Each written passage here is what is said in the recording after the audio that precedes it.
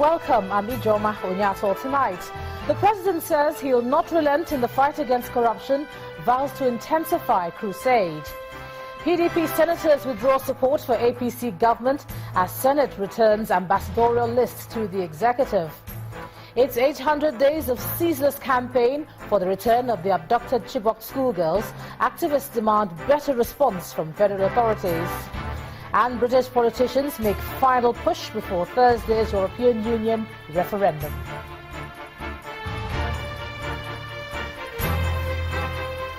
And on business news tonight, Bureau of Exchange operators seek trading license from Central Bank to operate in new interbank forex market.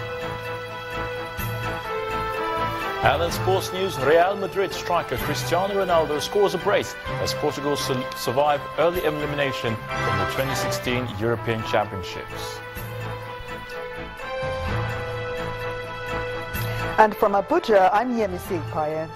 House of Representatives asked the executive to account for lodgements in the Treasury single account.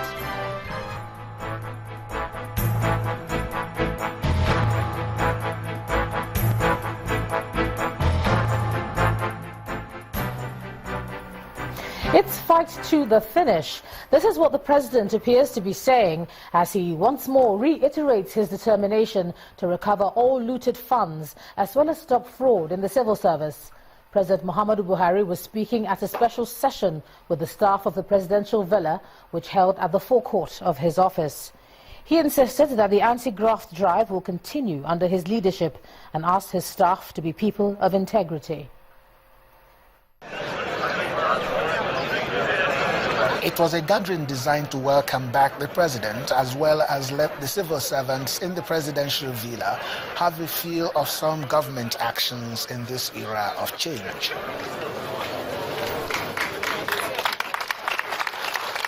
First, the president wonders why the country could not save enough during the oil boom, why states cannot pay salaries, and how anyone thinks it will be easy for the government to sustain an economy that saw oil price drop from over $100 to just $30. In spite of the challenges, however, the president told the staff that the change he promised Nigerians during the campaigns must come, but that this is the time to diversify. It is not been easy to try and change what people are used to, at least from 1999 to now. But change must take place. He pledged to rehabilitate the country for the sake of posterity. And on the fight against corruption, the president told the staff that they are supposed to be in the know of what is happening. He wonders how a few people have milked the country dry, promising to recover all stolen funds. All fraud must be stopped. If they want to believe us, is to see what we are doing with those we caught red-handed, taking public funds. And this exercise will continue as long as this leadership is here. Whoever takes anything that doesn't belong to him, that doesn't entitle to him, and he is caught, he will be documented and taken before the court. This is the only way I think we will behave ourselves. I am asking you even for more to rededicate yourself to your country. Because I said more than 30 years ago, we have no other country but Nigeria. The president asked the staff to always uphold integrity, assuring them of absolute dedication to the service of Nigeria, where those who behave themselves will have no problems. Chukuma Onwekusi, Channels Television News. And as the president continues his anti-corruption fight, the People's Democratic Party senators say they are withdrawing their support for the All Progressives Congress government. This comes as members of the PDP caucus in the Senate condemned the alleged plot to remove the leadership of the Senate. Addressing reporters in Abuja, the head of the caucus, Senator Emmanuel Wacha, claimed that the present administration's anti-corruption war is lopsided. As a caucus, we thus met and resolved as follows: that we, the caucus members, having deliberated on the aforestated issues, and examine our position on unwarranted threat to the legislative arm of government, particularly to the Senate leadership by the executive arm, as well as the ongoing intimidation, persecution of the opposition party by the ruling APC.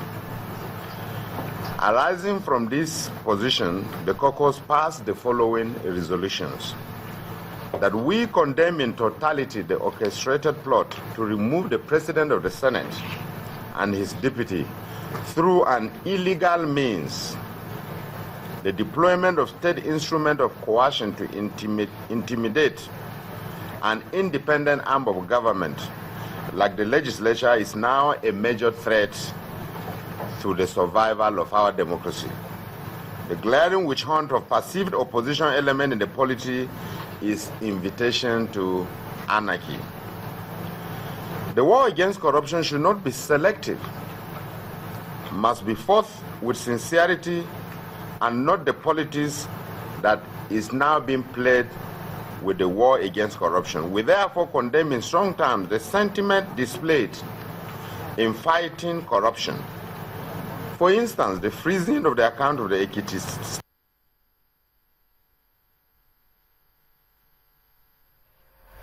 The Senate President, Dr. Bukola Saraki, says he knows nothing about the alleged manipulation of the rules adopted in the inauguration of the 8th Senate on June the 9th, 2015. The Special Advisor to the Senate President on Media and Publicity, Mr. Yusuf Oladiyonu, explains that Dr. Saraki was not part of the leadership of the 7th Senate that made the rules. He adds that prior to his election as Senate President, he was merely a senator-elect and was not in a position to influence decisions made by the leadership of the National Assembly. In addition, Mr. Oladiyonu notes that the police in its investigation only mentioned officers of the 7th Senate and did not include Dr. Saraki on the list of those invited for questioning. The Senate President also claims that the ongoing effort to drag him into the case of forgery before the Federal Capital Territory High Court is another phase of what he describes as orchestrated persecution. The Bring Back Our Girls campaign group today asked the federal government to make public the program of recovery, rehabilitation and resettlement for Amina Ali, the 19-year-old Chibok girl who was rescued last month by the Nigerian military. The group says its reason for the demand is to ensure the remaining 218 Chibok schoolgirls and all other abducted victims of insurgency when rescued will be properly catered for by the federal government. These demands come as the group marks 800 days of their abduction and 785 since the group was convened. Can the federal government confirm to the public that a thorough intelligence debriefing was conducted with both Ms. Ali and the man, Mohammed Ayatu, who was in her company during her rescue? The federal government has a duty to do so. Is there still an active operation mounted to rescue our 218 Chibok girls? If there is, what are the results and expectations so far from the effort? 3. We consider it paramount on this day 800 of the activity that our President and Commander-in-Chief of the Armed Forces, who had promised during the reception held for Amina Ali that her recovery invigorates the rescue mission for her schoolmates, should again speak to inform and reassure their parents and other Nigerians. 800 days, that's over 2 years and 3 months, and that's how long the Chibok girls were spent with their captors. The family members and members of the Bring Back Our Girls campaign are appealing to the authorities not to forget about their constitutional role of safeguarding the lives of Nigerians. Joining us now on the news at 10 to look at the progress of the campaign group is the co-convener of the BBOG, Dr. Obi Ezekwesili. Thank you so much for joining us on the news at 10. Thank you very much, Ijoma. All right, your group is calling at the moment for the program of recovery, rehabilitation to be made public. What has led to that at this time? What has led to it is that a standard was clearly expressed by Mr. President concerning the rehabilitation, the reintegration, and the resettlement of Amina Ali. And it's a standard that is proper. However, as much as possible, it is necessary to look at what has happened to other Nigerians that have been rescued.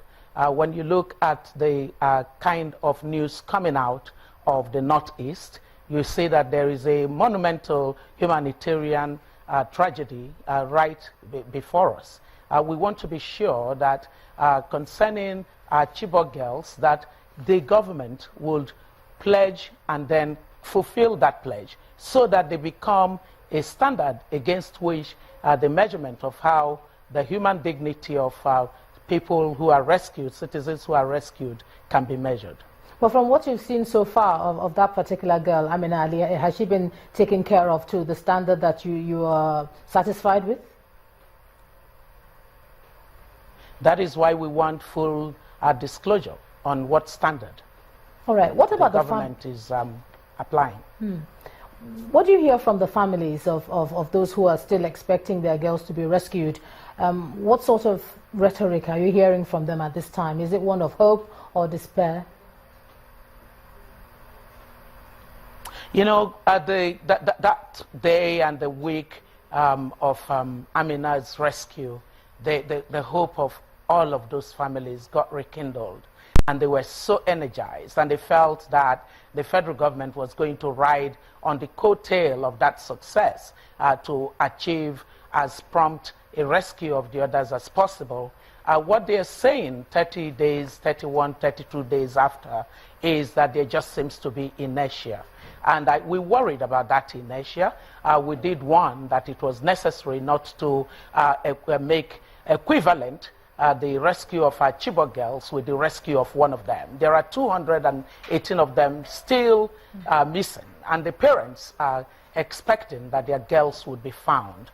And I think that in many ways, the lack of progress report has a way of making families feel that somehow other priorities have taken over the priority of the rescue of their own children. From the point of view of security agencies now, you talked about inertia and you're not hearing much. What would you be expecting them to do in terms of briefing you or maybe on a monthly basis, or what would you expect? Well, you know, that precisely is a matter. After Amina Ali was rescued, what would have made a lot of sense would have been for the government to then have a session with the parents of the other 218 girls. The truth is they are dealing with a lot of emotional stress.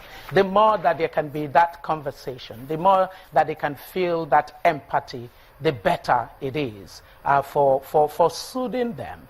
When your child is been missing for the number of for 2 years and now 3 months, whatever it is that needs to be done to make you feel that sense of belonging, that sense that your pain is shared, must be done. I mean, look at what happens every time that citizens face any tragedy in other jurisdictions that we know, in other countries. You see the way that the topmost leader of the country almost drops everything and just connects with that pain.